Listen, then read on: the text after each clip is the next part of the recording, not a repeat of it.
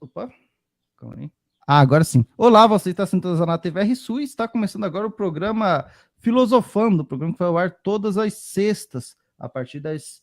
em geral é 5h15, mas hoje nós atrasamos 15 minutos, 5h30 agora, mas está de boa. Esse programa de hoje, ele assim que nós encerrarmos, ele vai ficar disponível tanto no YouTube como no Facebook.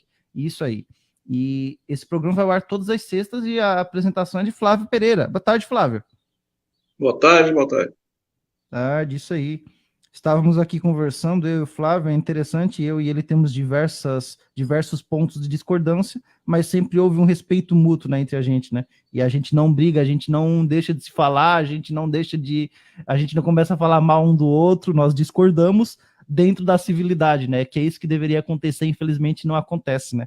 Então, eu sempre gosto de citar isso, que eu acho muito legal isso, para mostrar que é possível a gente sentar com pessoas que pensam diferente da gente, sem atacar essas pessoas, né? Sem apelar para baixaria ou sem desmerecer elas, né?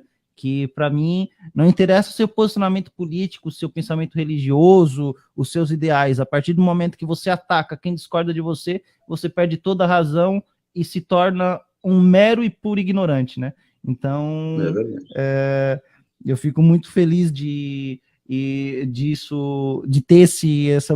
que tanto eu como o Flávio a gente tem essa boa relação mesmo com as nossas discordâncias, né? Até porque a gente concorda. E o Mário Sérgio Cortella concorda contigo, ele diz que os puxa-saco é a pior coisa que tem. Claro que é. Ô Flávio, eu prefiro, às vezes, dependendo da situação, acho que é mais fácil tu sentar com uma pessoa que discorda de ti, ou com uma pessoa que vai lá e fala que, olha, meu amigo, acho que o que tu fez é errado, do que tu sentar com um puxa-saco que vai lá e faz todo tipo diz que tudo que tu faz tá certo, pede bênção para tudo, diz amém para tudo, né? Historicamente, boa parte dos ditadores que a gente teve, de todos os alinhamentos políticos totalitários que a gente teve na história, é assim, se cercavam de puxa-sacos, e cada 1000 pessoas que um ditador mata, os puxa-sacos falam, isso, meu caro, você está certo, você está correto, né? E muitas vezes eles são mortos junto depois, né? Exatamente. E isso quando os puxa-sacos não são as pessoas que matam os ditadores, né? Também. Já tem muito caso disso, né? Os casos de gente, de reis apunhalados, a maior parte das vezes foi de puxa-saco, né? Então, é bem interessante isso. Então, antes de nós irmos para o tema, hoje é um tema bem interessante, né? O Michel de Montaigne, eu já vou adiantar o tema, depois o Flávio vai dar um breve resumo sobre ele, né? Antes de iniciarmos, nós vamos às datas. Hoje é dia 30 de setembro, hoje é dia da secretária. Um abraço a todas as secretárias que estão nos acompanhando, né? Todas as secretárias que é uma função, uma profissão crucial, né? Dentro das empresas, dentro de qualquer tipo de administração, né? Hoje é o dia da navegação, interessantíssimo, né? Até um tema que a gente podia falar qualquer dia é as grandes navegações, Flávio, que é um tema bem interessante histórico, né? Um tema tal da era dos descobrimentos, né? Começou com as grandes navegações, né? E antes de nós termos avião, carro e tudo que a gente tem hoje, a gente tinha o quê? Os barcos, né? Nós tínhamos a navegação, né? Que foi um dos primeiros... Desde os vikings, né? Exatamente, né? Fenícios, vikings. Exatamente, né? E os vikings eram até considerados... Há quem considere os vikings como entre os primeiros piratas, né? Justamente por causa disso, né? Que eles navegavam pelos locais nórdicos e dominaram boa parte daquela parte de cima naquela época, né? Parte de cima do mapa mundi, né? Chegaram até a Groenlândia também, né? Se não me engano, Islândia, Noruega... O Labrador também, né? Isso. E os vikings, eles acreditavam na mitologia nórdica. Chegaram até o Canadá. Foi até o Canadá? Isso. Eles acreditavam muito na mitologia nórdica, né? O deus deles era Odin, né? O deus supremo, e tinha o deus Thor, o deus Loki, que ninguém gosta do deus Loki, quando se fala hoje em dia. O pessoal que assiste o filme do Thor diz que odeia o Loki, boa parte deles.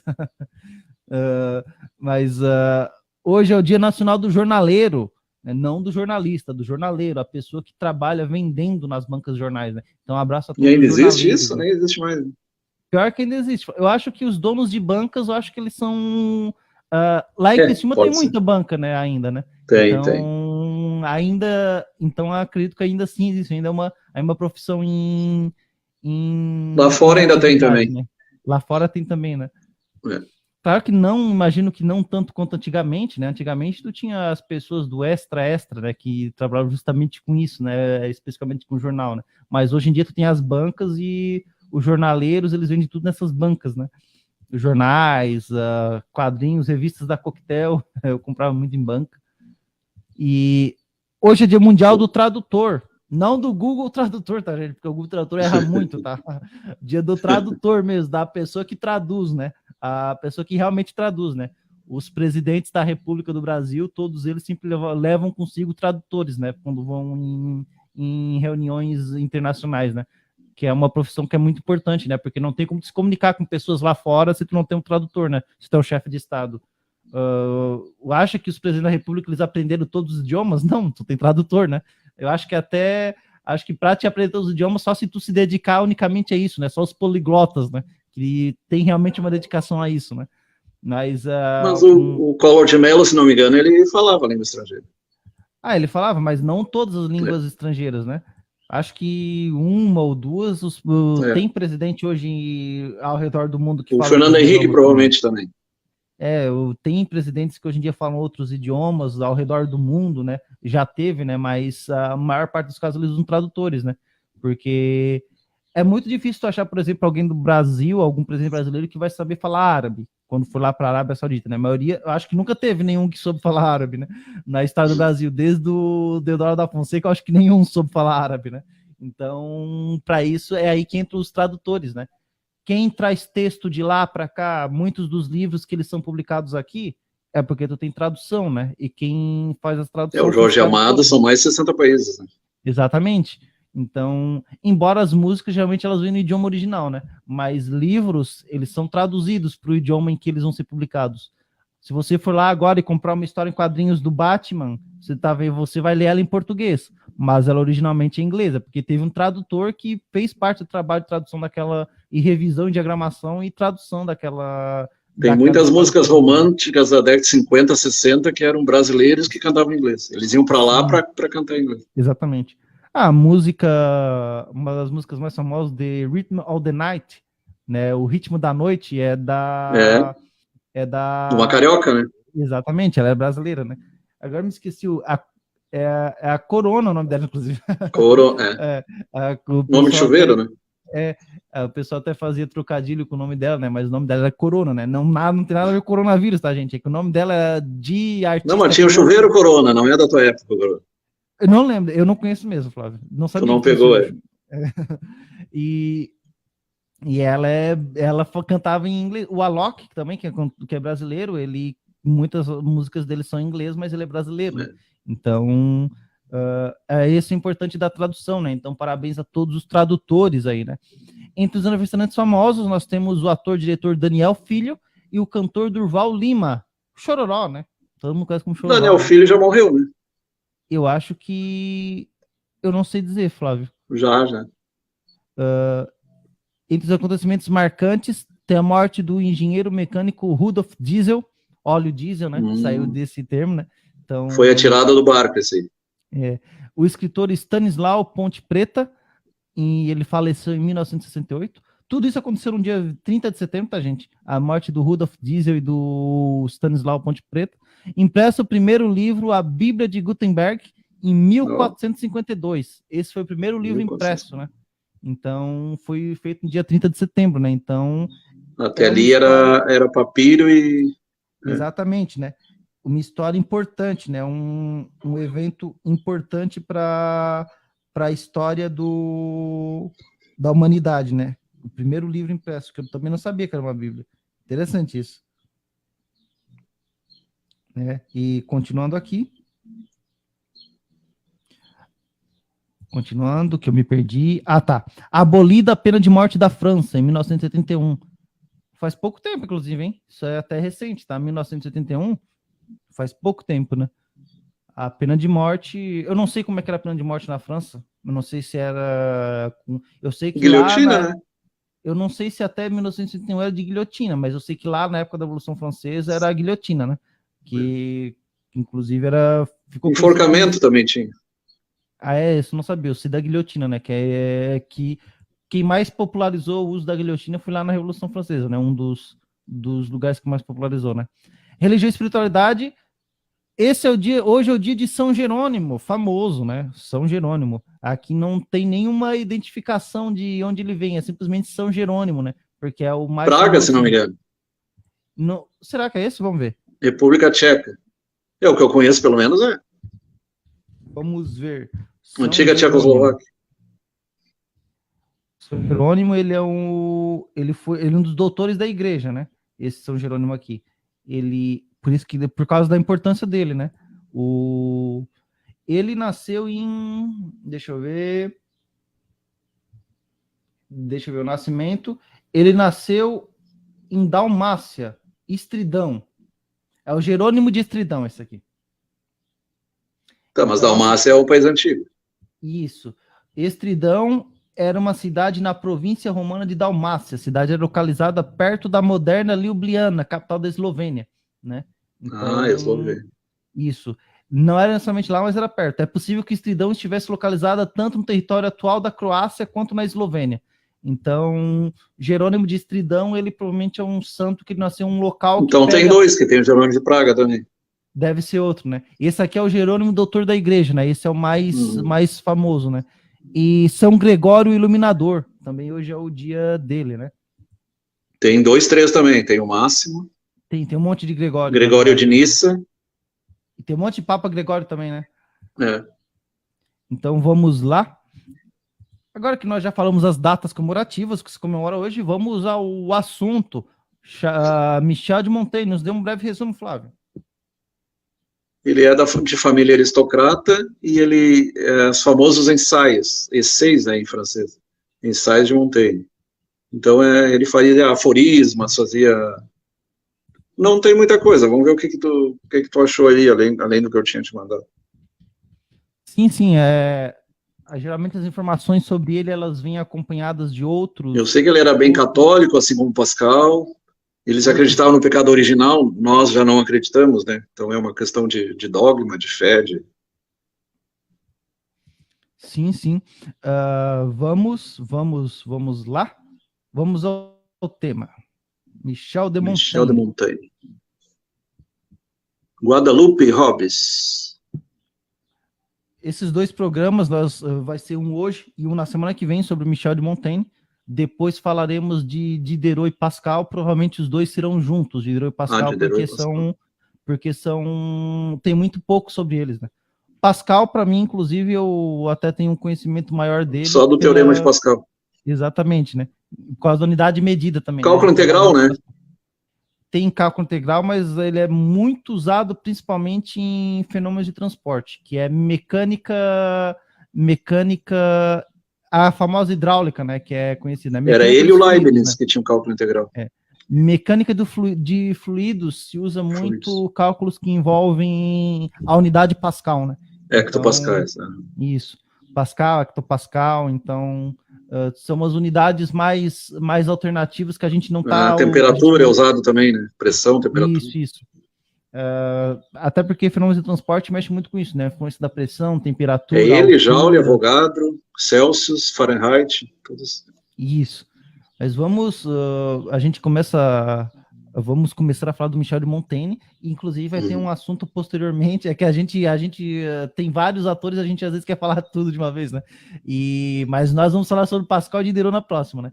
E vai ter após nós terminarmos Pascal e Diderot, daqui a 2 semanas, na outra semana nós falaremos de um que envolve o pensamento de todos eles, né? Então daí vai ser um slide que envolve os 3. Michel de Montaigne, Pascal e Diderot, né? Então por isso que nós estamos falando primeiro das biografias deles, para depois a gente falar sobre esse, que é mais sobre o que defendiam eles, né? Todos eles, né?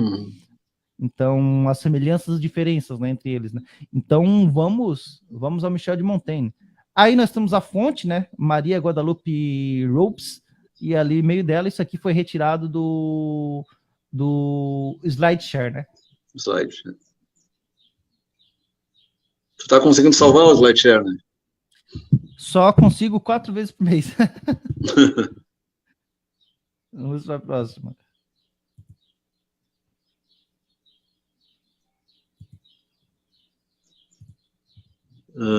Aqui está em inglês, nós vamos traduzindo. Ele popularizou o ensaio através de seus trabalhos de escrita chamados essays, ensaios. Autobiografia significa atenção, attempts, ou trials, né? Que seria mais ou menos sinônimo de ensaios, tentativas, trials. Eu não sei a tradução de trials para o português, é muito usado na medicina, na bioquímica é usado esse trial. Abraço para o José Paulo Serafim, que Aforismos. está nos acompanhando. Serafim? Isso, José Paulo Serafim está nos acompanhando. José Paulo Serafim. Assim. Um abraço para... O deputado? Não, outro, né? Não sei dizer, não sei se é. Mas, de qualquer forma, eu também... É um homônimo. Um homônimo. Não sei, mas pode ser para não sei. Mas vamos ver. Um abraço para o José Paulo Serafim. Seja sempre bem-vindo, né, que está nos acompanhando, né? Então, vamos lá. Ficou escuro esse slide, hein? Mas acho que dá de entender, né, Flávio? Tá... Sim, sim. Conhecido escritor da Renascença Francesa, período focalizado no ceticismo e do fideísmo. Eles eram céticos, mas eram fiéis, né? Interessante. O cético é aquele que duvida de tudo, né? Isso. Empiristas entram aí também. Sim, tem o... Eu acho que a gente tem que ser... O John Locke. Eu penso que a gente não pode ter certeza de nada, minha opinião, né? Sim. Porque... Duvidar de tudo. Exatamente, né? Claro... Testar tudo, né? Testar tudo, não duvidar de tudo no sentido... Porque daí a pessoa pode entender errado isso. A gente pode duvidar de tudo. Não duvidar por duvidar apenas, né? Não duvidar que a Terra é redonda, por exemplo, né? Não é nesse sentido que a gente fala, né? E que o homem foi à Lua. Nós estamos falando de duvidar no sentido de procurar saber, né? Não duvidar no sentido de, como o Flávio falou, eu não acredito nisso, então isso aí deve ser mentira. Não é nesse sentido, gente. Isso aí daí é ignorância, né? Deixa de ser o ceticismo para ser ignorância, né?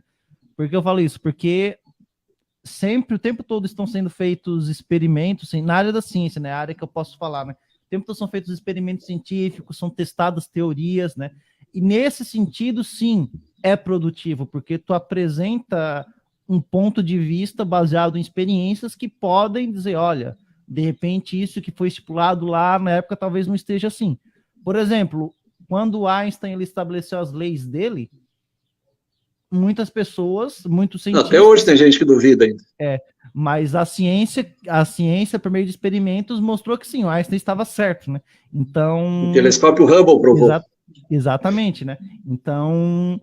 Só que isso foi importante nesse sentido, tu procurar confirmar uma teoria. O problema é que tu fala, isso aí que o Einstein falou é bobagem, eu não acredito. Daí tu não tá sendo produtivo, tu tá sendo contraprodutivo. Tu tá simplesmente tá sendo ignorante. Tu tá pegando uma coisa que é um aspecto científico e tu tá contestando. Aquela fala dele é verdadeira ou inventaram? Qual? Disseram que ele era um gênio, como é que é a cabeça de um gênio? Ele pergunta para o Tesla. Olha, eu não sei. Eu não sei, eu só sei que o Einstein, ele era bem humorado às vezes, né? Aquela imagem dele com a língua de fora lá, ele era um desse... a gente falou sobre isso, a gente tem um programa aí sobre Einstein que a gente falou que tem uma história por trás daquilo lá, né? O Einstein, ele era bem humorado nesse sentido, né? Então eu não duvido que ele tenha falado algo assim para brincar ali com os alunos, mas de fato ele era extremamente inteligente, né? O Einstein era extremamente E a mulher dele também, né? E na história ficou meio esquecido. Sim. Ambos eles tinham... Eles fizeram junto a teoria da relatividade, a descoberta. Exatamente. Que infelizmente é uma coisa que a gente viu muito, né? De que muitas vezes as mulheres da ciência elas são deixadas de lado, né? Ou mortas, né? Marie Curie, ela foi a primeira pessoa a ganhar o Nobel de Física e Química. 2 vezes. A primeira mulher a ganhar o Nobel e a primeira pessoa, considerando homens e mulheres, que ganhou o Nobel de Química e Física, né? Química e Física. E ela deu duro trabalhando nas descobertas que ela fez. Ela descobriu polônio e ela morreu... E morreu por causa disso, né? Contaminado. Exatamente. Né? Ela foi estudando polônio e hoje em dia tu tem uma coisa em homenagem a ela, né? O cúrio, né? Um elemento em homenagem a ela. E o rádio também, né? Isso, o rádio também... Só um momento que eu vou pegar o carregador ali, ligeirinho. Sem problemas. Flávio já vem já? Flávio já vem já? Só para não perder. Não perdeu, não cair aqui a transmissão. Então a Mary Curie, ela teve essa questão, né? Foi de suma importância, ela foi meio apagada. A mesma coisa a outra figura que é a Rosalind. A Rosalind, deixa eu ver qual é o... Rosalind Franklin. Foi ela que praticamente descobriu ali a... Flávio, tá sem áudio. Só clica aí que tu tirou o áudio sem querer. Ah, tá. Informática. Isso. A Rosalind Franklin, ela também é esse outro caso, né? É uma figura que ela teve essa questão, né? Foi praticamente ela que descobriu as bases do DNA, pegaram as instruções delas, 3 homens pegaram as instruções dela. Ah, tá. Ada Lovelace, que é da informática. Isso, foi a primeira programadora da história, Ada Lovelace, né? Também foi uma mulher, né? Que muitas vezes... A Rosalind foi junto com Francis e com Crick, né? A Rosalind, eu acho que foi a mais injustiçada da história, né? Porque ela que descobriu base daquilo e 3 homens pegaram lá os inscritos dela e apresentaram como se fosse deles, e os 3 ganharam o Nobel, e ela não ganhou, e ela que deveria ganhar, né? O Nobel de Medicina, se não me engano. E ela que deveria... Então, o Francis e o Crick, qual era o outro? O outro eu me esqueci, só que sei que teve um que inclusive admitiu isso, tá? Teve um que antes de morrer, um mais velhão, ele admitiu isso, que sem as descobertas dela, eles não teriam conseguido descobrir o que eles descobriram sobre o DNA, né? Então, um caso de figura que foi injustiçada também, né? Que é triste. E também tem outra figura que é importantíssima para a paleontologia, e ela também contribuiu muito para a história da ciência. Deixa eu pegar aqui o nome dela. É a Mary Anning. Mary Anning, ela também foi uma figura importante da história da paleontologia, que muitas vezes não é lembrada, né? Foi uma figura importantíssima, né, da história da ciência, né? E a gente só está falando isso porque, na época, muitas mulheres, elas contribuíram muito, elas não foram reconhecidas, né, por conta disso. Porque... Mary Anning é a mesma a mesma que impõe a bandeira da Revolução Francesa lá, interessante. Sim, mas eu acho que não era a mesma. Aquela figura famosa. Não, o mesmo nome, né? É isso. Essa é Mary Anning, não Anne. Tá. Mary Anning. Tá. Ning no final. Uhum. Então vamos continuar, Michel de Montaigne. Então esse aí já foi, ceticismo e fideísmo. Próximo. Também foi considerado filósofo. Todos eles, claro, né? Filósofos, pensadores. A maior parte dos pensadores daquela época, eles não eram só de uma função, a maioria deles eram filósofos também, né? A maior parte deles eram filósofos e é bem interessante isso, né? Bem interessante que, diferentemente de hoje, que a gente tem pessoas que insistem em dizer que filosofia não é importante. Eu sei disso porque eu sou das exatas, então eu estudei num ambiente que muita gente não considerava importante filosofia, mas boa parte dos primeiros químicos, eles também eram filósofos, né? Então não dá pra gente menosprezar isso, né? Boa parte do conhecimento, ele surgiu da filosofia, né? Pelo menos as perguntas que levaram à elaboração do conhecimento, eles surgiram na filosofia, né? Então... Por isso que a titulação do doutor é doutor em filosofia, né? Exatamente, né? Que faz completo sentido, ao meu ver, né? Faz completo sentido. É muito legal. Por exemplo, o mestrado, tu tem que dominar um idioma. O doutorado tem que ser pelo menos 2 idiomas. Exatamente, né? O Flávio, tu já fez mestrado, né, Flávio? Em qual área? Mestrado, já. Ô, pessoal, eu não tô com icterícia, é a luz, que parece que eu tô meio amarelado, mas é a luz. Não tô com problema de fígado, nada de... Eles, antes do programa iniciar, a gente estava falando sobre o filme A Noite dos Mortos-Vivos, e esse filme, posteriormente, eles fizeram uma versão colorida desse filme. Ele originalmente era preto e branco, eles fizeram uma versão colorida e os zumbis pareciam que tinha icterícia, ficaram verde, amarelado. Não, mas não é isso, tá, gente? É a luz, que a luz ela é complicada mesmo. Principalmente quando chega na tardinha, nesse final da noite, ela pode influenciar, né, na imagem. Então, vamos lá, continuando. 6 horas já. Mas dá tempo ainda. Está tocando o sino da igreja.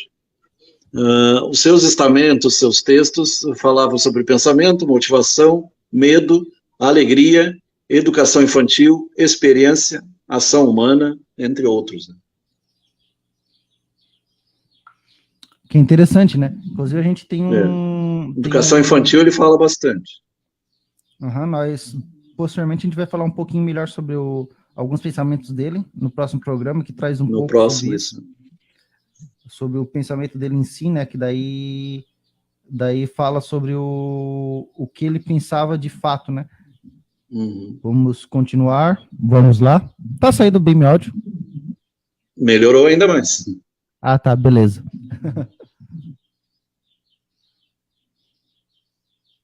Uma figura bem aristocrática, né? Com aquele lenço no pescoço. A própria imagem dele, né? É bem aristocrática. A maioria deles eram advogados também, né? Aqui.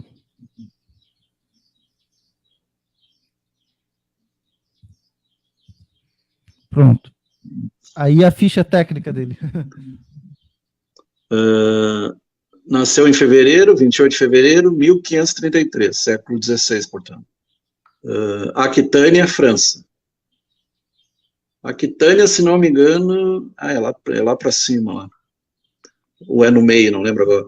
Francês já viajou muito para França, né, Flávio? Fui até Paris e mais na parte sul ali. Conheceu e Lyon, que é no leste ali também. E conheceu Chassenet. Sim. Uma parte, porque ele é enorme, né? A parte do Egito eu visitei toda ela. Legal. Por que tá criança 6 ali? Eu acho que é a quantidade de filhos. É a quantidade de filhos, Flávio. 6 filhos. Era bem prolífico. Morte setembro 13 de setembro de 1592. Se foi, espero que não tenha sido uma sexta-feira, né? Falando nisso, estamos quase no Halloween, né? Mês do Halloween, né? Então, o Halloween tu deixa eu falar sobre Cotar, Cindy Cotar. Ah, beleza, boa.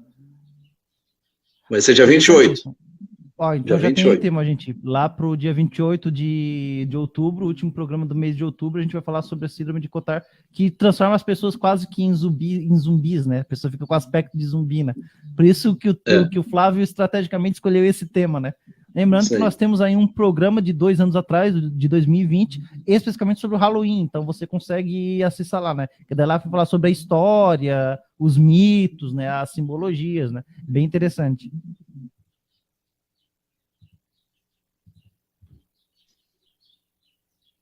A sua mãe era Antoinette Lopes de Villanova. Religião protestante. Católico formal. Aqui ele meio contradisse, né? Aqui que ele originalmente ele era católico, mas depois ele virou protestante. Ele se transformou de católico em protestante, então. Outra informação na linha dos judeus hispânicos. Judeus hispânicos entre os judeus sefardins. E eu, se não me engano, a nossa família tem uma parte de judeu sefardim também, pela pesquisa que a gente fez. Até 1700 alguma coisa. Ah, é interessante isso. Eles estiveram na Espanha e estiveram em Portugal também. Legal. Dizem que a minha família Madeira é de Portugal, a parte Madeira. Madeira e Açores também, Ilha da Madeira. Isso. Tem até o vinho, e né? A nossa é de uma ilha pequena ali perto da Ilha da Madeira, nos Açores também. Mas tem um antepassado que é de Barcelona. O Pereira, ele é de Portugal, esse Portugal. Interessante, né? O Vieira, se eu não me engano, Pereira, Oliveira, Machado. Tem o... Vamos para o próximo.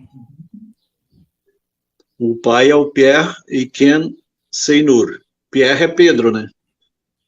Francês católico. Outras informações, soldado formal,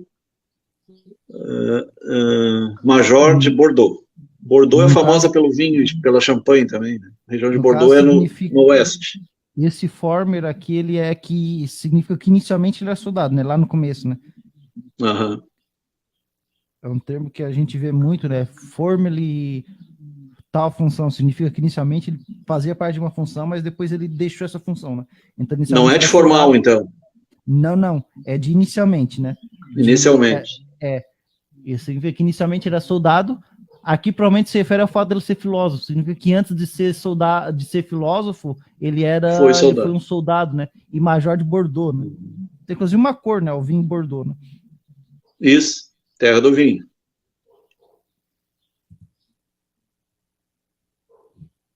Nascimento, então, birth. Família aristocrática. Assim como Voltaire, assim como Diderot, a maioria deles eram famílias aristocráticas. Ambos seus pais, lembrando que em inglês parents é pais e parentes é relatives. É diferente, são false pronouns. Decidiu deixar ele viver entre os... O que é peasants mesmo? Por 3 anos numa pequena... Vamos ver. Agora dá uma pesquisada aí, peasant e cottage. E para desenhar proximamente as pessoas. Cottage deve ser pequena cidadela, eu acho. Camponês. Peasant são camponeses. Camponeses. Isso. E cottage? Vamos ver. Cottage, vamos ver o que é. Cabana. Isso. Então ele... É interessante que tem o queijo cottage, né? Sim. Ele viveu... Feito numa cabana, provavelmente. Significa que os pais dele deixaram ele viver com os camponeses por 3 anos. E ele viveu numa cabana pequena, né? O objetivo disso é para deixar ele mais próximo do povo, da população. Para conhecer a vida do povo. Exatamente. Que é interessante, né? Porque boa parte... Eu acho interessante isso porque geralmente foram os pais que tomaram essa iniciativa de deixar o filho mais próximo da população, conhecer a realidade dos outros, né? Geralmente é o contrário, né? É o filho mesmo que tem essa ideia de, não, independente dos meus pais, eu que vou, na época pelo menos, né? Eu que vou lá conhecer como viviam os camponeses. Aqui não, foi os pais deles que deixaram... Ambos os pais, né? Eu acho que provavelmente ele teve interesse, ele pediu, os pais deles não se oporam, né? Eles acharam interessante a ideia de deixar ele conhecer como é que era a vida das outras pessoas, né? Uma consciência que talvez muita gente hoje em dia de salto alto não tem, né? De conviver com a realidade de outras pessoas, né?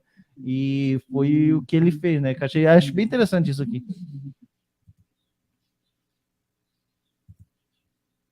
Digo, para um aristocrata, né? Porque os aristocratas na época eles não... Educação, né? Esse aí já é outro. Os aristocratas da época eles não tinham muito costume de conviver com o povão, né? Com a população. E a família do Montaigne foi diferente, né? Seu pai escolheu um plano pedagógico focado na sociedade, na liberdade e na vocação. Admitida para seus amigos humanistas. Ele era um humanista. E aprendeu francês quando tinha 6 anos. Aprendeu cedo, né?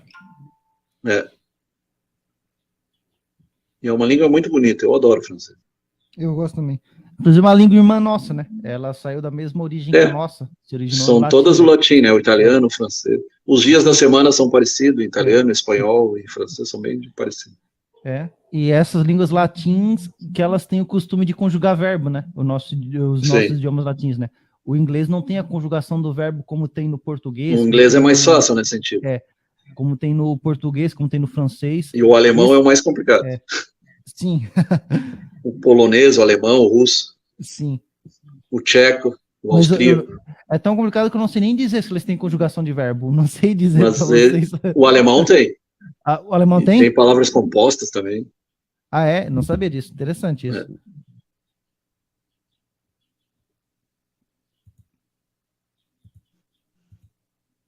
Se tu lê os escritos do Hegel, o Hegel é bem complicado, Felipe. O seu pai necessitou de sua primeira língua para ser o latim. Ele estudava o latim até 1500, 1600. Hoje não se estuda mais, né? Os nossos pais até estudaram latim, nós já não. Os únicos trabalhadores, Hirdo, não lembro o que é agora, e tutores, então o ensino em casa já é daquela época, né? O school learning, que falo tanto hoje em dia, que poderia falar latim para seu filho. Michel estudou enquanto músico, tocado, se não me engano é cama, board down. Ele estudava enquanto um músico tocava. O que é lift, board down? Vamos ver aqui. Eu já li, mas não lembro o que é board down. Ah, tá. Ele estudava. Aborrecido, não é? Exatamente, para aliviar o tédio, basicamente. Ah, tá. Bore é TED, verdade. Isso. Bordão é TED, no caso, né? E hired workers, trabalhadores. Bora é de chato, na verdade, né? Boring, que é dito, né? Chato, é de chato, bordão, E hired worker é trabalhador do quê? Google Translate aí. O Google Translate ele só serve para isso, para traduzir palavras específicas, porque se tu for traduzir frase com ele, não serve para porcaria nenhuma. Aí não serve. Contratado. Trabalhadores contratados.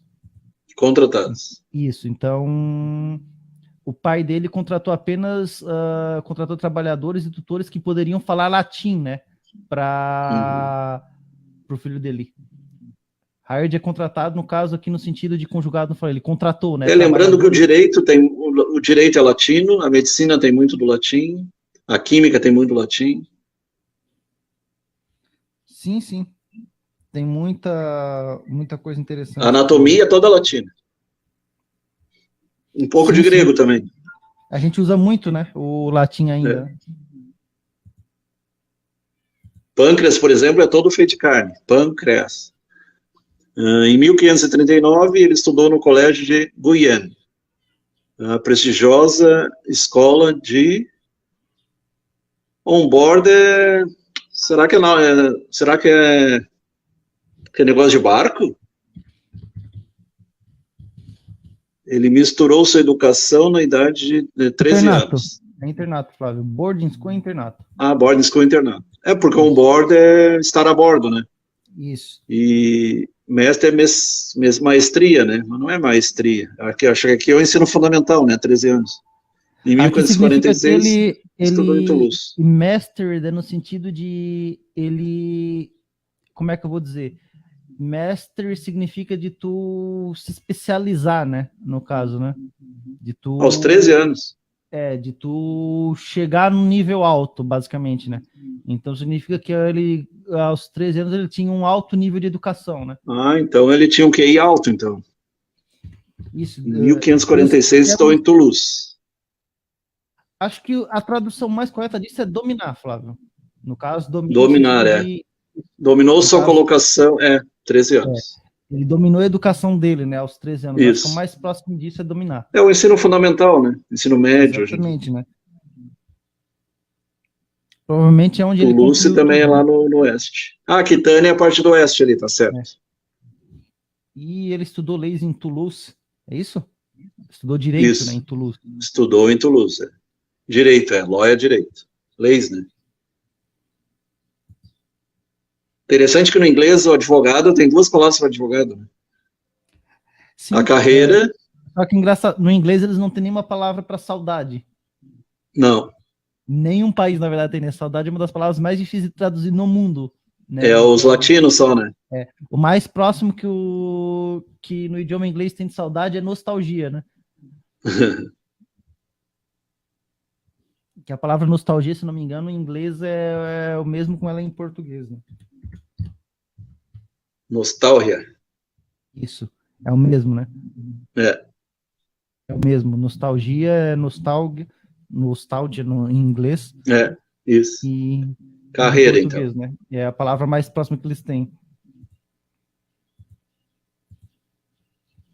Em 1557, conselheiro da corte de Aires em Périgord. Em 1561, 1563, Courtier, Charles VIII. O que é Courtier? Recebeu o colar da Ordem de São Michel. São Michel, né? Provando a lealdade ao rei. Loyalty.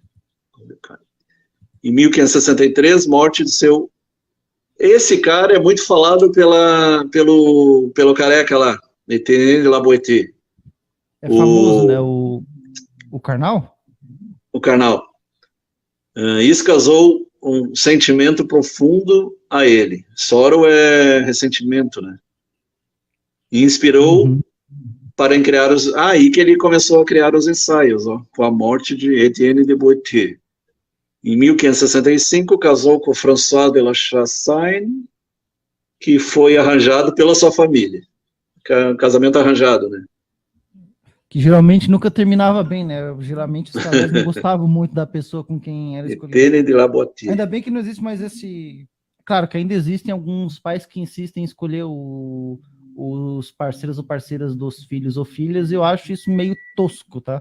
Que eu acho que quem tem que escolher é a própria pessoa. Deixa anotado aí, Etienne de la Boétie, e tu prepara para nós uma aulinha. Que é mais a tua área, essa aí, é teatro, essas coisas. Legal, sim, vou... Deixa anotado aí, Etienne de la Boétie. Não bem a minha área, né, mas é minha área de interesse, teatro, eu gosto muito de teatro. Mas dá para falar alguma coisa futuramente, né? Inclusive, nós temos entrevistas aqui na RSU com o Biriba, né? Então, vocês procurem lá. Eu vou votar nele, por sinal. Bem... Claro que a gente não se manifesta publicamente, mas o Flávio falou isso, então é o Flávio que falou, e eu gosto muito do Biriba. O Biriba, ele tem um... votar no cara daqui, né? Inclusive, nós temos o Biriba, aí nós temos entrevista com o Biriba. Nós temos tanto com o Biriba enquanto o personagem Biriba, como com ele enquanto candidato, né? Então, vocês acompanhem aí as duas entrevistas que nós temos, né? E o Biriba, ele nos deu entrevista, foi semana passada. Então, vocês podem ir na página no YouTube que vocês achem... vocês podem achar a entrevista com ele, né? O candidato Biriba, que está morando aqui em Morro da Fumaça, né? Eu já conheci o Biriba muito tempo atrás, desde quando era criança, né? E o Biriba, ele fica muito feliz quando ele falou isso para mim, ele fala para todo mundo. Sempre que uma criança chega para ele, ou um adulto, um jovem, fala que acompanhou os teatros dele, fala que para ele fica muito feliz, né? E é bem interessante, né? O Biriba vive... O Biriba é uma lenda viva aqui de Santa Catarina, né? A gente fala isso porque ele não andou só em Morro da Fumaça, né? Aqui em Santa Catarina tudo, ele viajou por toda Santa Catarina. Então, e ele fazia muitas peças teatrais. Fazia e faz, né? Muitas peças teatrais, né? Disseram que ele tinha fechado o circo, acho que ele só parou para concorrer, né? Ele parou por causa depois da pandemia, volta de novo. Ele parou por causa da pandemia, mas depois ele retornou, né? Ele retomou... Porque a questão da pandemia, ela complicou muito, né? As apresentações de espetáculos, teatros, essas coisas, né? Então, ele parou por causa daquilo, mas posteriormente ele voltou e agora ele está nativo de novo, né? O Biriba. Então, está em entrevista com o Biriba, vocês podem acompanhar. Isso aí, esse assunto por causa do teatro, né? O Biriba, ele é um ator de teatro aqui de Morro da Fumaça, ele apresenta o Teatro Biriba, né? Que é um teatro móvel, né? Ele aqui no estado de Santa Catarina, o Teatro Biriba, ele é por toda Santa Catarina, né? Inclusive é o Mambembe que chamam, né? Eu e o Flávio, nós estamos no Morro da Fumaça, né? O Biriba, ele está aqui no momento, mas ele já passou por toda Santa Catarina, e sempre foi muito sucesso, né? As pessoas gostam muito do... Uruçanga ele teve também. Teve Uruçanga, Criciúma, teve diversas cidades teve diversas cidades de Santa Catarina, né? Em 1563, já foi falado, Etienne de la Boétie. Inclusive, ele está morando aqui em Morro da Fumaça, né? Abraço lá para o Biriba. Ressentimento, tem outra tradução também, mas é mais ou menos esse sentido. Pelo que eu entendi, causou uma grande tristeza nele. Sim. Montaigne, tristeza, ressentimento, O que faz sentido, porque é muito raro... Desamparo, né?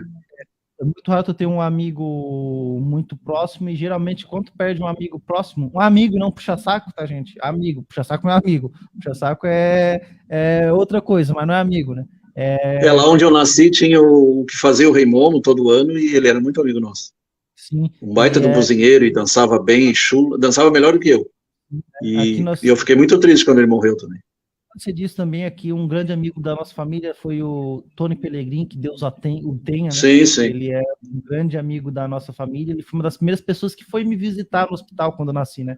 Então, que a gente sentiu muito também, né? Querendo ou não, o amigo é uma parte da família que não mora que não é de sangue, né? Amigo mesmo de verdade, né? Ele, querendo ou não, ele é parte da família Pela que não é de sangue. espiritualidade, ele é a família maior, né? Exatamente, né? Ô, Ralha, quem é que faleceu da família Abrão? Não sei dizer, Flávio. Não sei dizer. Eu posso me informar e depois eu te envio por WhatsApp. Então, tá. Enfim, continuando. Em 1568, tá, já foi falado. Em 1571, trabalhou na Torre de Chateau. Chateau é castelo. Na sua cidadela, quando ele fez seus trabalhos na livraria. Na Guerra das Religiões, 1562, 1598, geralmente era católico contra o protestante. Né? Michel tanto respeitou ao rei Henri III, católico, quanto Henri de Navarra, protestante. Ele apoiou os dois lados. Né? 1562, 1598. Uhum. E tem a Guerra dos 10 anos, essa aí é dos 30 anos, então. Em 1578, sofreu pedras nos rins. Se tornou parte da peregrinação da Casa Sagrada de Loreto. Em 1580, publicou ensaios. 1580, século XVI. Eu só acho engraçado que tinha muitos escritores que usavam esses nomes, né? Ensaios, sonetos, né? Mas Não dá, ensaios é uma forma de escrita, é tipo contos. exatamente. Mas aqui eu entendi, o nome dele era ensaios, né? Dos ensaios dele, botou o nome de ensaios. Sim. Em 1581, Sisto Fabre examinou seu trabalho no Vaticano. Seu trabalho foi editado, referências à noção pagã de fortuna, agregando com Juliano o Apóstata e poetas heréticos. A noção pagã de fortuna. Juliano Apóstata e poetas heréticos. Em 1581, se tornou o maior se não me engano, é o prefeito, se não me engano, de Bordeaux. Reeleito, prefeito de Bordeaux, 1583, 1585. Em 1589, o rei Henri III foi assassinado. Lealdade Henri de Navarra. Aí ele teve lealdade com Henri de Navarra. O Henrique IV, posteriormente chamado. Então, um substituiu o outro, então. Henri III e Henri IV. Henrique, né? E a morte...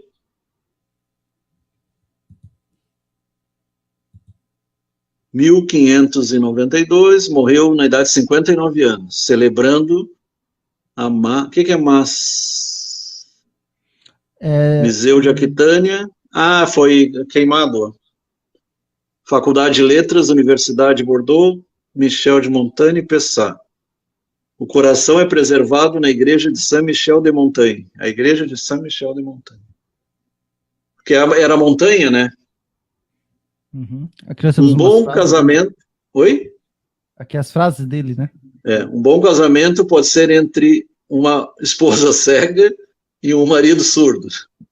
Uhum. Esse aí não gostava de casamento também, apesar de ter sido 6 filhos. Mas ele dizia, se não me engano, era ele que dizia, uma das formas de tu manter o casamento é tu ficar escutando e não discutir com a mulher. Eu acho que é nesse sentido aqui. A mulher fala, ou com o marido, e o marido se faz surdo. Ou, no caso a pessoa seja uma mulher, no caso o marido, né? O marido faz isso, né? Então, ele... Tem uma pessoa que fez uma maneira que ela disse que uma maneira que ajudou muito a preservar o casamento dela, o relacionamento, eu acho que foi a Rita Lee, que ela falou que eles viviam em quartos separados, né? Então, Cada um tinha o seu quarto lá e quando eles queriam ficar juntos, eles ficavam, mas cada um estava em seu quarto, né? Então... mas no inverno é bom dormir juntinho. Vamos lá. A mulher cega e o marido surdo.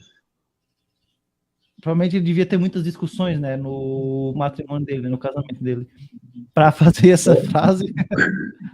A obsessão é o despertar do gênio e da loucura. Interessante, a obsessão, ela está no limiar ali, né, entre a genialidade e a loucura. É interessante. Na minha opinião, a obsessão está mais para a loucura mesmo. Tu já assistiu a série Monk, um detetive diferente? Monk? Monk, um detetive diferente. Já ouvi falar. Tem na Amazon Prime. Ela é bem isso aqui que ele falou. O Monk, ele é extremamente inteligente, nível Sherlock Holmes. Ele é meio sírio, né? Ele é um detetive, né? Ele é extremamente inteligente, ele resolve os casos mais difíceis, mas ele é obsessivo. Ele tem toque, tem medo de germes, tem medo de altura, ele aperta a mão das pessoas, ele leva um paninho, ele se perde. Ele é o House da polícia, então.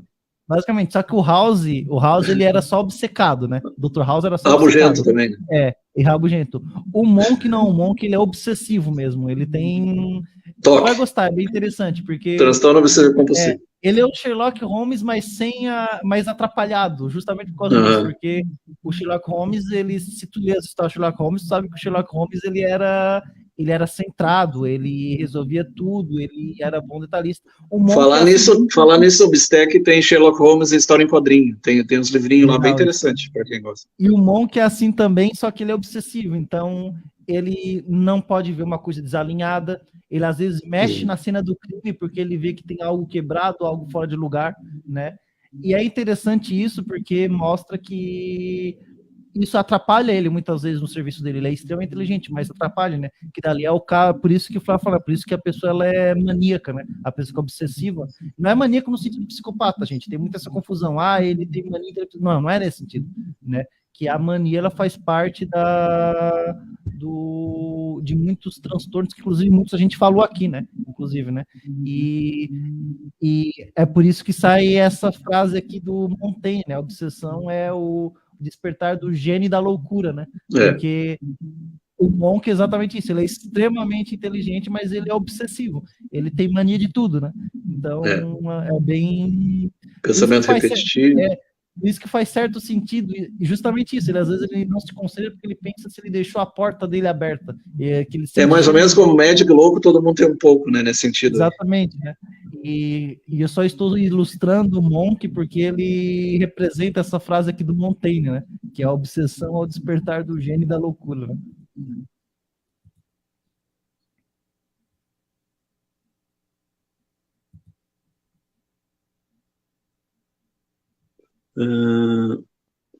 Nos dê a natureza a chance. Ela sabe o seu trabalho melhor do que nós fazemos. Isso aí teve um outro que falou isso aí também, não lembro agora quem, mas já vi em outro lugar também. Interessante, né, isso aqui, né? Vamos dar à natureza uma chance, e de fato a natureza, ela faz serviço dela melhor do que nós humanos poderíamos pensar em fazer. É o mesmo sentido que o mundo continua, apesar de você, né? Nós vamos morrer e o mundo vai continuar. Inclusive, então, apesar de você, a natureza continua. Eu vi um artigo que foi escrito por cientistas dessa área, eu acho que eram biólogos, que eles mostraram como seria um mundo assim que os seres humanos fossem extintos. Ele se recuperaria de toda a destruição que a gente tem hoje, né? Por quê? Porque na pandemia a gente viu isso. Exatamente. Só que os insetos iam predominar daí, né? Os insetos iam tomar conta. Mas foi o que a gente viu, diminuiu a quantidade de pessoas na rua, de carro, e diminuiu a poluição no mundo. Sim. Então, isso só mostra que nós, seres humanos, estamos sim contribuindo para o mal da natureza. E isso se volta contra nós. Por exemplo, nós estamos em primavera, não era para estar frio assim, está frio. Porque isso houve E o inverno que se passou foi quente, não era para estar quente, era para estar frio no inverno, e na primavera era para estar um pouquinho mais pela lógica, né, que a gente conhece, mas não. E a fumaça da Amazônia e o Pantanal veio parar aqui no sul também. Exatamente, né? Então, eu e o Flávio, eu até comentei no início que eu e o Flávio, nós discordamos de muita coisa, mas tem uma das coisas que a gente mais concorda é essa questão da natureza, né? Aquecimento global e preservação da natureza. Né? Que a gente olha, só olhar, a gente vê que sim, gente, está influenciando sim, e a pandemia foi prova disso. A própria pandemia provavelmente é fruto disso, da invasão do ser humano se meter com coisas que não deveriam. E quem diz que está esfriando, mas é porque o próprio calor vai derretendo as calotas, né? Então tem essa explicação aí meteorológica. Exatamente, né? Fora que... Aí faz mais frio no inverno e faz mais calor no verão. Isso. Então, vamos cuidar da nossa natureza e os nossos candidatos, a gente tem que cobrar de todos os políticos que nós vamos votar e nos que estão lá, que tenham cuidado, responsabilidade com o meio ambiente, né? Porque senão não há mundo que sustente, né? Saiu o relatório do clima agora e ele é preocupante, alarmante, né? Saiu no final do ano passado, né? Que dependendo da situação, se continuar assim, vai chegar no ponto de quase não retorno, que daí complica tudo, né? Então vamos ter cuidado. Se tu vê o mapa dos desertos no mundo, pelo menos metade é deserto. A África, metade é deserto. A Austrália, 70% é deserto. No Brasil mesmo tem regiões que está acontecendo desertificação. Até aqui no sul, né? A desertificação é uma das piores consequências naturais que a gente pode ter, porque ela inviabiliza, ela simplesmente viabiliza até tu conseguir fazer aquela terra ser fértil de novo, precisa de muita pesquisa. Inclusive as pesquisas, muitas linhas de pesquisa que estão saindo agora justamente para isso. Eu gosto muito do sistema agrofloresta aquele. Sim, né, que é sustentável, né, ele cuida da floresta e das plantações ao mesmo tempo, né. E fora, gente, que vamos e viemos, né? Quanto mais destruição no meio ambiente, isso prejudica o próprio agronegócio, né? Que ele é importante no Brasil, né? Então, vamos... Por isso que o Pantanal também é conhecimento, né? Está mostrando essa parte aí da preservação lá. Exatamente, né? E, novamente, é um tema que a gente puxou do Montaigne, que ele fala isso, vamos dar à natureza uma chance, e ela conhece o negócio dela melhor que nós, né? Melhor do que nós. Isso que a gente está falando aqui não é fugir do tema, nós estamos dentro das frases do Montaigne, né? Vamos para o próximo.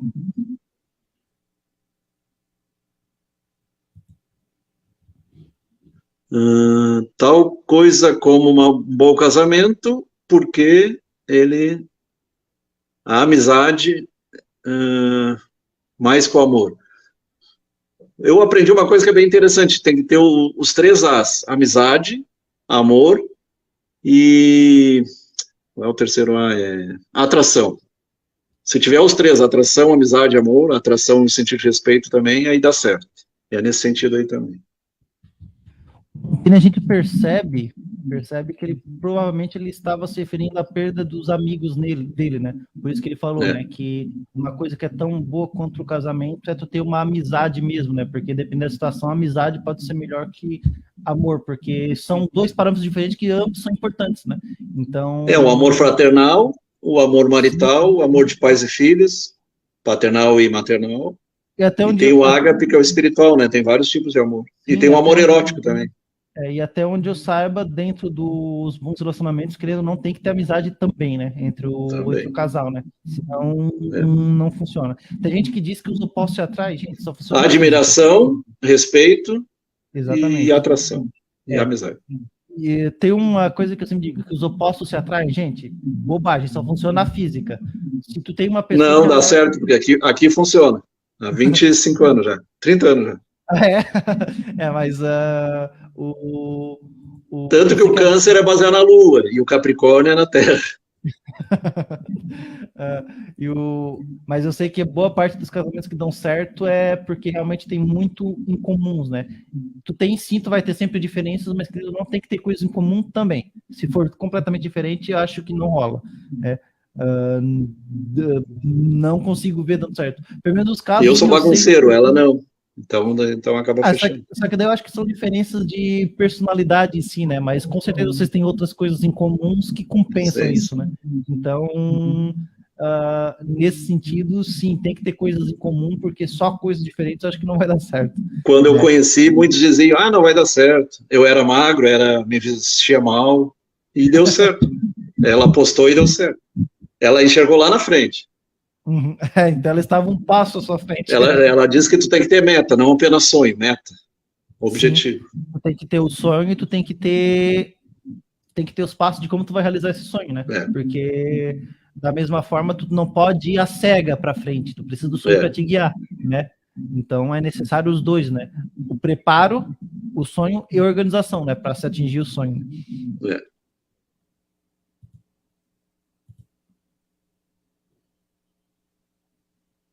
E o casamento vai se tornando amizade com o passar do tempo também, né? Eu não acredito daquilo que eu tenho dito sobre tais pessoas, que aquilo é qualquer coisa bárbara ou selvagem entre eles, aceitando que todos nós podemos tornar bárbaros com alguma coisa que é contrária a nosso próprio quê? Ah, tá. Ele basicamente pergunta o seguinte, ó. Eu não acredito daquilo que próprios hábitos. Aquilo que eu tenho dito dessas pessoas, que existe algo bárbaro ou selvagem sobre eles, né? Exceto aquilo que nós chamamos de bárbaro, né? Qualquer coisa contrária bárbaro, aos nossos próprios hábitos. Exatamente. Então, basicamente, como a gente falou, o Montaigne, ele passou um tempo com camponeses, numa cabana pequena, e ele viu isso, que ele provavelmente ele vivia no círculo da aristocracia, e os aristocratas eles viviam falando, os camponeses são bárbaros, os camponeses são selvagens. Se tu lê o livro Cândido Voltaire, tem até em audiobook no YouTube, ele fala sobre isso aí também. Ele viaja pelo mundo todo. Então, o que o Montaigne fez? Ele, na conversa que ele teve com essas pessoas mais simples, ele percebeu que não tinha nada de selvagem ali. Eram só pessoas simples, não eram pessoas ruins, não eram...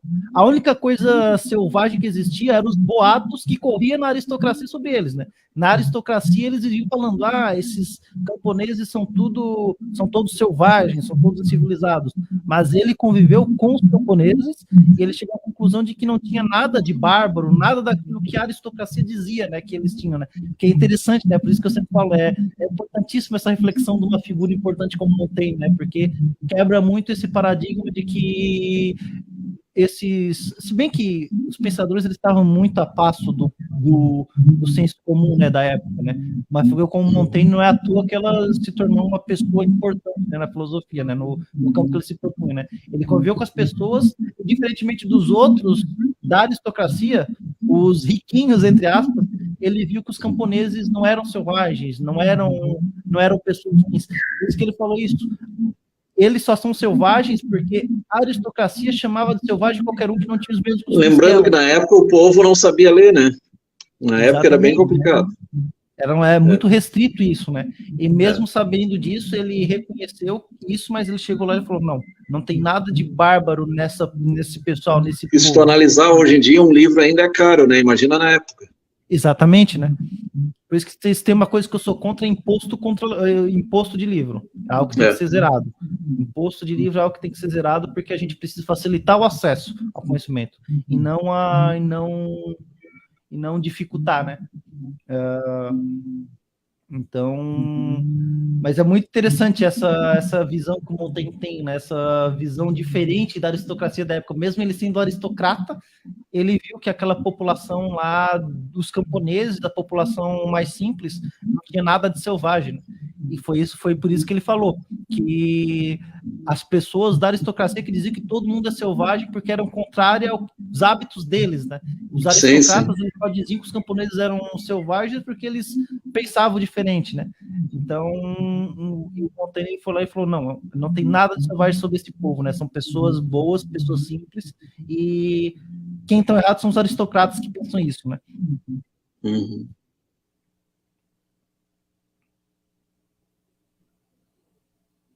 E é interessante que às vezes a taxa de um livro é mais cara que o livro. O transporte. Eu sei que as armas da amizade são longas o suficiente para alcançar aquele fim que o mundo... Não entendi essa aqui. Aquele fim que o mundo ao outro. Deixa eu ver. As armas da amizade são longas o suficientes para alcançar este fim do mundo que o outro. Não entendi esse final aí.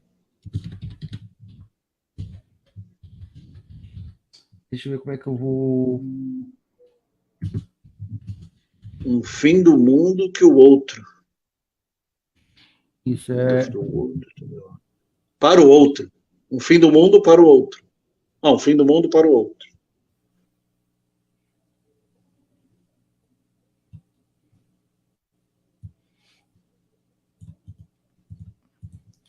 Basicamente, Flávio, ele está dizendo aqui que ele... basicamente, ele sabe que as armas da amizade são longas o suficiente para chegar de um extremo ao outro do mundo, basicamente. Ah, tá. Ah, tá, fisicamente falando. Isso. Ele tá, novamente, provavelmente isso reflete muito a amizade que ele tinha, né, com o Etienne, que faleceu, né? E daí ele tinha ele teve uma relação, ele era muito amigo dele, e por isso que explica o fato dele ter sofrido muito, né, com a perda do amigo dele. E de fato, faz sentido. Se tu tem isso, principalmente se ele era, eu não sei se ele era filho único, sabe dizer, Flávio, se o Montaigne era filho único? Se era o quê? Filho único. Ele era filho único, Montaigne? Não sei dizer. Porque se ele era filho único, acho que uma amizade é ainda mais importante que o comum, né? Porque tu não tem, ele não cresceu tendo outras pessoas com quem conviver, né? Então, mas eu não posso dizer, eu não sei se ele era filho único ou não.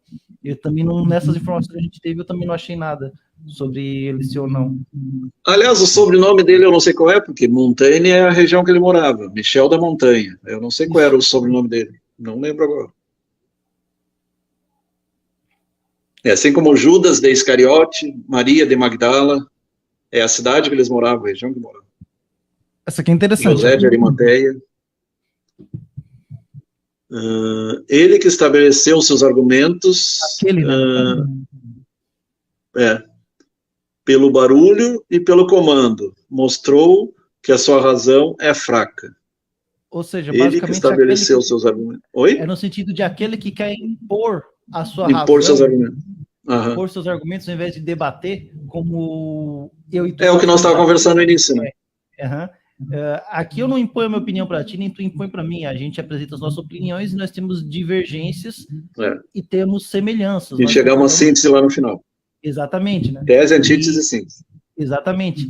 E o Montaigne, ele falava nessa linha. Aquele que, ao invés de debater civilizadamente, ele quer impor, já mostra que o argumento dele é fraco, né? Então, a gente vê muita gente que perde uma discussão, quer sair no tapa com o outro. Lembrando que o Voltaire dizia que os ditadores eram sempre pela força, né? Eles não conseguiam impor pelo amor, só pela força. Exatamente, né? Pelo domínio. Porque a maior parte dos ditadores não eram pessoas que tinham a capacidade de aceitar discordâncias, né? Que eles fazem, tu discorda de mim, vai para a guilhotina, vai para a execução, né? Então, vai para envenenado, assassinado. Vai para decapitação, né? Muitos dos santos, eles faleceram por decapitação por causa disso, né? Eles discordavam do que existia vigente. E o Thomas Moros também morreu assim. Exatamente. O próprio rei mandou matar. Exatamente, né? E é isso que o Montaigne fala. A partir do momento que a pessoa quer impor, ao invés de debater, ela já perde o argumento, já entra manco na discussão. A partir do momento que ela chega, tu tem que fazer isso porque eu estou certo, tu estás errado. Tu falou o monk não significa surdo também, não é sinônimo de deaf? Se não me engano, não é, né? Monk, a tradução é monge. É monge. Tá certo. É que o nome dele é Adrian Monk, é o nome dele. É monge, tá. Isso. Só que o Monk dele não é tradução literal, né? É realmente o sobrenome dele, né? Adrian Monk, né? Mas é interessante. Isso aqui eu concordo com o Montaigne, né? Se a partir do momento que a pessoa ela vem, ela quer impor o que ela... Eu confundi com o Monco. Não, é Monk. A partir do momento que ela quer impor a razão dela na marra... A razão é fraca. Já perdeu a discussão. Né? Já perdeu a discussão, né? Então... É interessante isso aqui. Barulho e comando. Essa aí fala dos ditadores também. Nenhum, exceto aquele que fala não senso, né? Fala de não senso, ou sem sentido, Misforte é desfortuna. Não é desfortuna. Não. Aqui é solenidade. Hã? Não, ele está falando o seguinte, ó, que ninguém está livre de falar coisas sem sentido, né? Sem sentido. E ele só fala que a única sorte é você fazer aquilo solene, vamos ver o que é solenemente. Solenemente, né? Então ele fala que ninguém está salvo. Em algum mas não é misfortuna, qual é a tradução certa? Misfortune é azar, né? Hã? Infortúnio. Misfortune. Infortúnio. Isso. Então ele fala, ninguém está o único livre infortúnio ninguém está livre de falar sem sentido, né? O único infortúnio é fazer isso solenemente, né? Solenemente, infortúnio, tá certo. Isso, então é nesse sentido, né? De fato, nem todos nós estamos livres, ninguém está livre de falar coisas sem sentido, né? E a pessoa que acha que tá livre de falar... E como tem na política isso, né? Tá louco. É onde mais tem, né? Na política, na religião, onde mais tem, a gente vê isso, né? Na religião também. Na política, na religião, onde a gente mais tem é isso, né? No dogmatismo, né? Isso. Tudo que cria dogma ou cria amarras eu detesto a palavra dogma. Ninguém gosta. E a gente sabe que essa palavra, ela basicamente parte doutrina também não gosta. Parte que a gente conhece como Inquisição surgiu de dogmas, né? Dogmas que foram interpretados, foram distorcidos, né, do ensinamento de Cristo e transformados em dogmas de infortúnio, né? Em dogmas de maldição, né? Porque eles diziam que estavam falando aquilo por Deus. Eu não vejo nada de Deus na Inquisição, né? Tem nada de Deus ali, né? Na Inquisição, nas perseguições que foram feitas, né? Eles falavam muitos deles falavam que o homem sofria por causa do pecado original, nada a ver, né? Sim, infelizmente, até hoje ainda tem essa ideia. Por que as pessoas respeitam o pacote mais do que o homem? Eu acho que é aquele sentido lá que falou do conteúdo mais que o homem, né? Isso, eu acho que faz um sentido, ó. Pegue uma figura que ela é boa em oratória, mas ela não vale nada. Às vezes, por conta dela ser boa na oratória, as pessoas parecem passar pano pro fato de não valer nada, né? Então, muitos ditadores na época eram assim, eles não valiam nada, mas eles tinham uma boa conversa. E as pessoas, elas eram levadas a acreditar que o Hitler era assim. Hitler, esse exemplo, o Hitler, né? O Hitler tinha uma boa oratória, o Hitler sabia, em tese, falar com as pessoas lá, né? Pelo rádio, ele influenciava pelo rádio. Exatamente, né? Esta seria o pacote, né? O que ele dizia, né? Mas o homem é o que ele era. As pessoas respeitavam o que ele dizia, mas tem um pediatra em Araranguá que adora ele até hoje. Que triste, que pode, né? É complicado, né? Eu tenho uma coisa que eu não consigo passar pano para totalitarismo, não, independentemente Flávio, é uma coisa que a gente concorda, independentemente do lado político, não consigo concordar com totalitarismo. Historicamente a gente teve diversos, né? Já citamos aqui várias vezes, né? Mas não vem ao caso aqui na hora.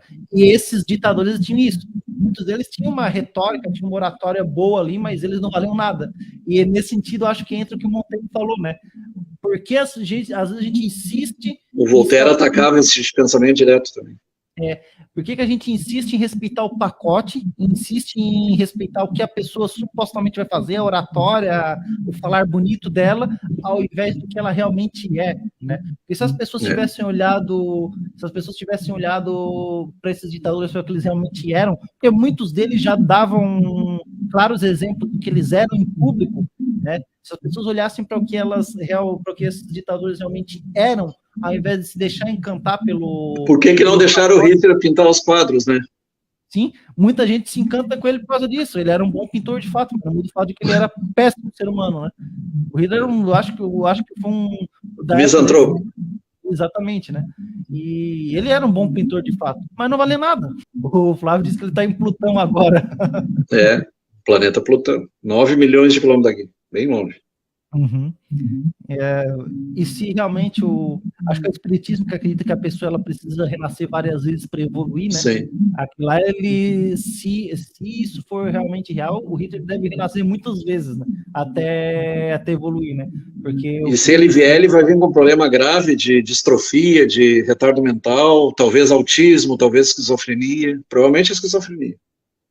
É complicado, né? O Hitler foi uma Se tu figura... analisar o corpo dele, já era doente, né?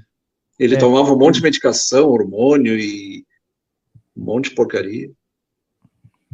Eles pregavam eugenia. Falar em eugenia, eu te mandei um negócio sério ali sobre eugenia. Tá. Francis Galton e companhia. Vamos continuar aqui, senão a gente não termina hoje.